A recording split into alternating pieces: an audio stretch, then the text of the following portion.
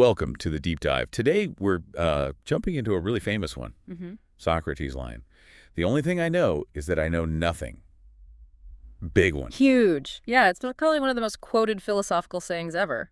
And we're using an academic paper to guide us here. It's by Kadir Kubashuk, called On Socrates' Famous Saying, A Logical Examination.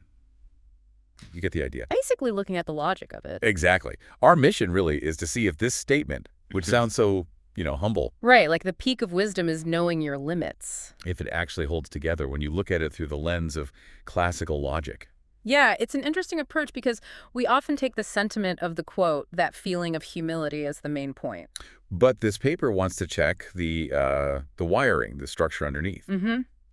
Does it actually make logical sense? So, okay, classical logic, how does that even apply to something ancient like this? I mean, logic is really formalized after Socrates, wasn't it? That's true. Aristotle came later, but we can still use the principles of classical logic, the system he laid out, to analyze statements from any era. It gives us a framework. Okay, so what's the tool? You mentioned a specific framework. Yeah, the paper uses something called the square of opposition. It's a classic tool. Square of opposition. Sounds technical. It's basically just a map, It shows how 4 types of propositions relate to each other. You've got your A type, all S is P, like all humans are mortal. Okay. Your E type, no S is P, universal negative, like no fish or mammals. Got it.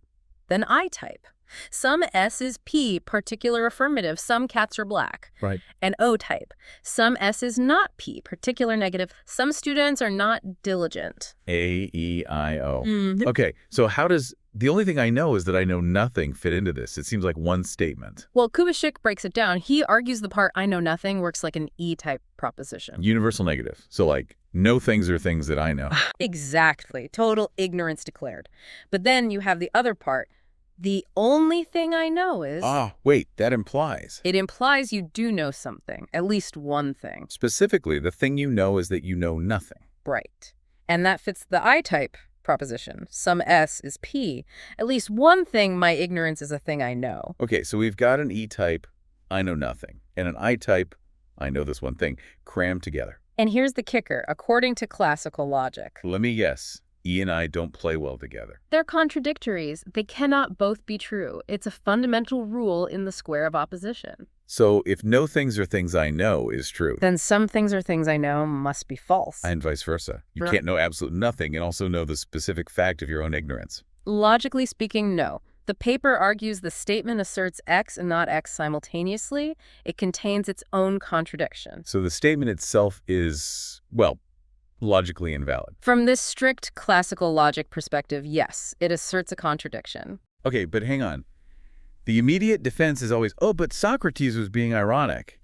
He didn't literally mean it. Right, the irony argument. Kubashuk addresses this directly. What's the take? Basically, that claiming irony is an interpretation after the fact. It's speculation about Socrates' state of mind. We can't prove he was being ironic. Fair enough. It's reading intent.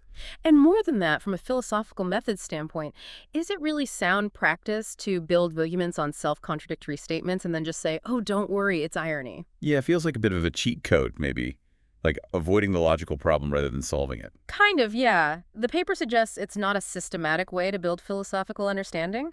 Kubashuk also briefly touches on Socrates' general method. The dialogue's right. Lots of questions. Exactly. Often relying on analogies, rhetorical questions, powerful for stimulating thought, for sure, but sometimes lacking really strict definitions or clear deductive steps compared to later philosophy. Less formal structure. Less formal structure, yeah. So wrapping this part up, if we put on our classical logic hats and look squarely at the only thing I know is that I know nothing.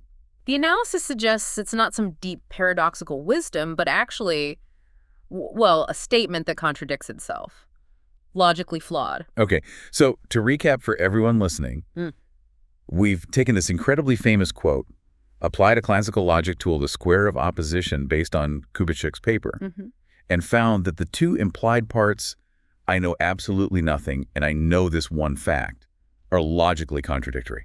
Meaning the statement, viewed purely through this logical lens, collapses on itself. It's quite a different way of looking at it than just focusing on the humility aspect. Absolutely. And it leaves us, and you listening, with a final thought, perhaps. How many statements out there, things that sound really profound or insightful, might actually contain hidden logical inconsistencies if you looked closely? And maybe more importantly, is the intended meaning or the feeling a statement gives us matter more than whether it's, logically sound? That's a great question to ponder.